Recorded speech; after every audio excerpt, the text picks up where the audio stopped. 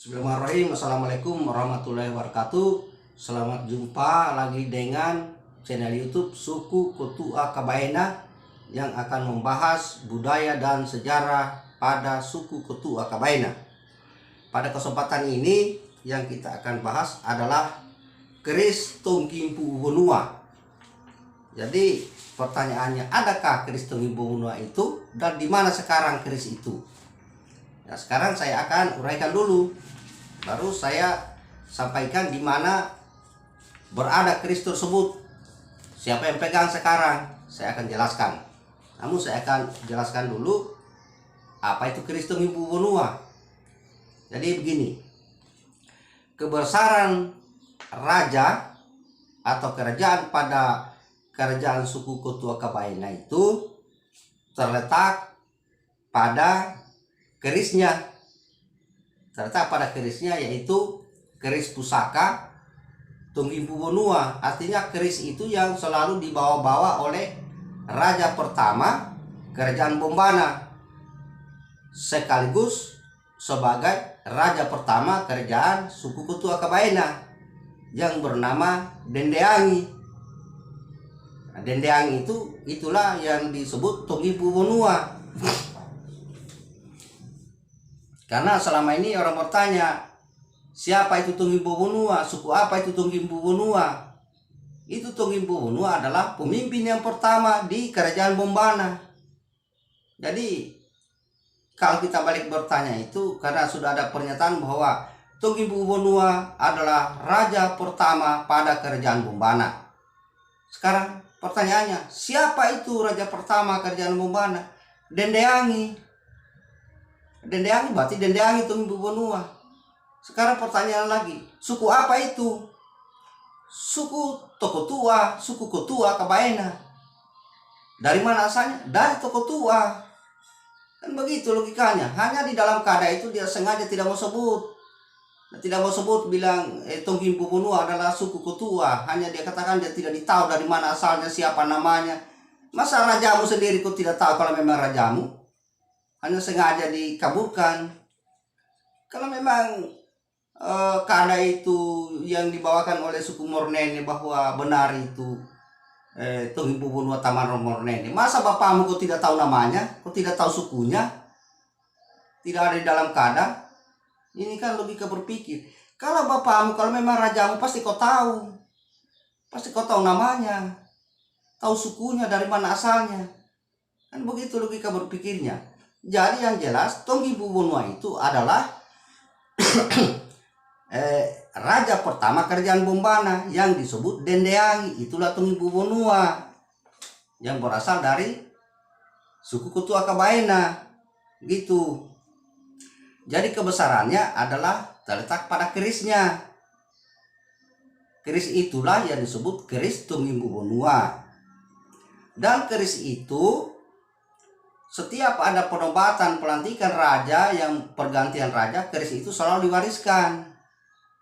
Setiap ada pergantian itu diwariskan lagi itu. Diteruskan siapa yang menjadi pemimpin, itu yang pegang lagi keris itu. Hanya akhir-akhir ini keris itu tidak lagi berada di Kabaena.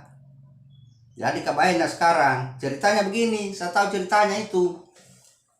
Kenapa saya tahu ceritanya? Karena saya ini adalah suku Kotua Kabaena asli. Makanya saya tahu ceritanya.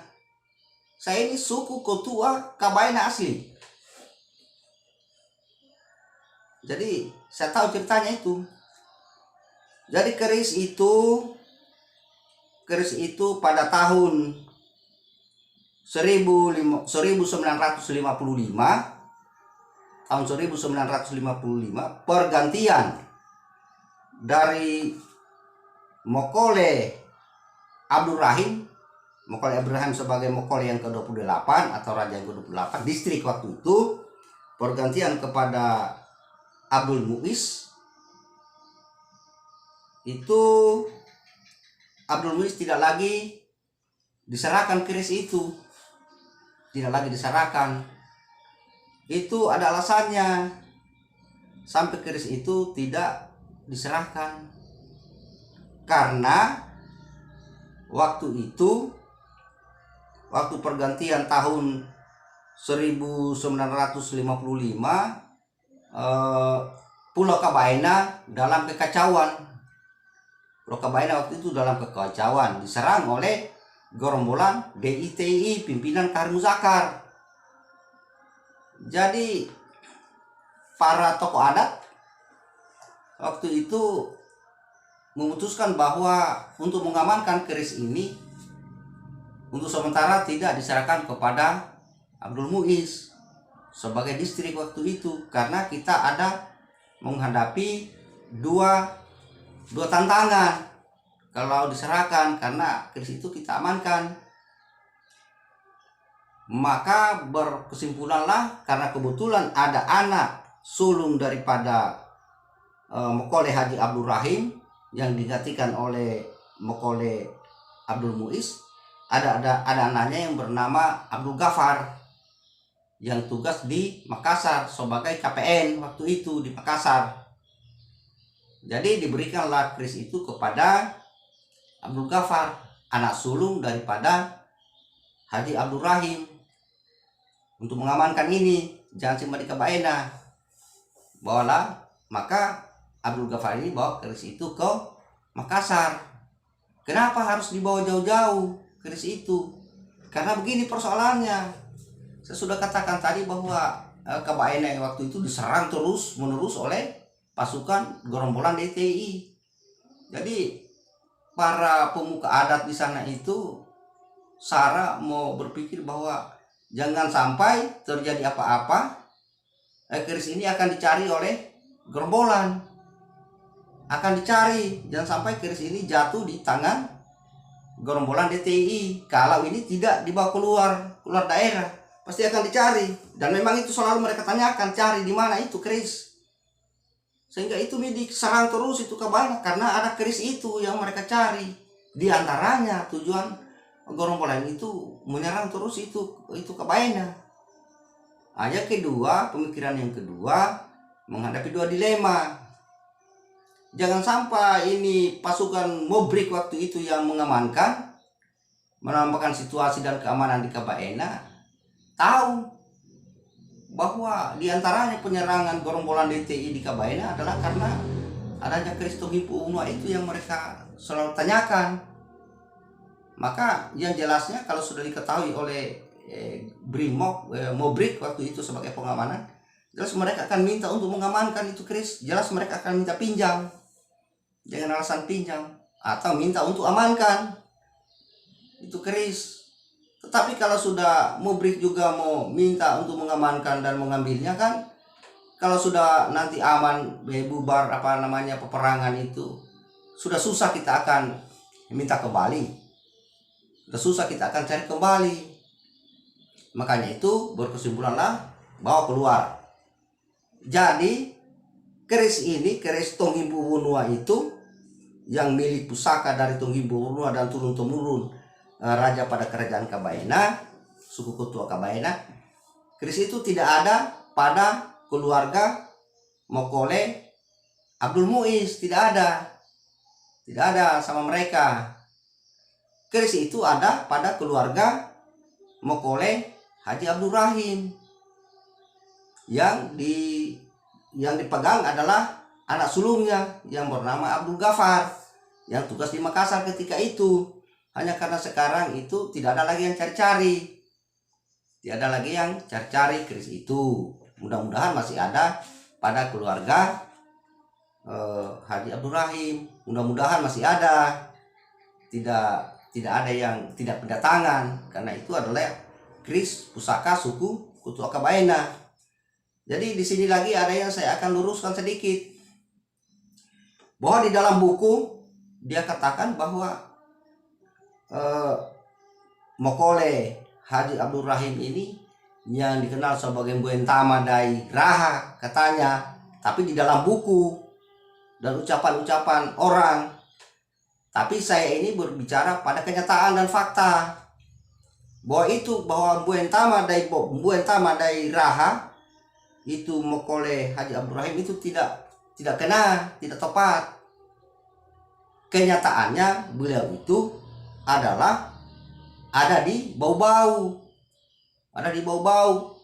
Setelah dia diganti oleh Abdul Muiz, maka dia berdomisili di Bau-Bau, bukan di Raha. Yang Bau-Bau itu bahasa Kabainanya itu, orang Kabaina selalu bilang boba. Jadi kan benar juga itu yang bilang bahwa Mokole Haji Rahim Abdul Rahim adalah Buentama Dai Boba. Jadi itu yang benar. Mokole Haji Abdul Rahim adalah dijuluki terakhir sebagai Buentama Dai Boba. Jadi yang bilang itu Buentama Dai Raha itu keliru, karena bukan di Raha. Hanya karena di dalam buku ini lagi dia tulis buku ini. Jadi ini harus kita teliti juga. Jadi Buentama Dai Boba bukan Buentama Dai Raha. Ini saya luruskan supaya kita tahu.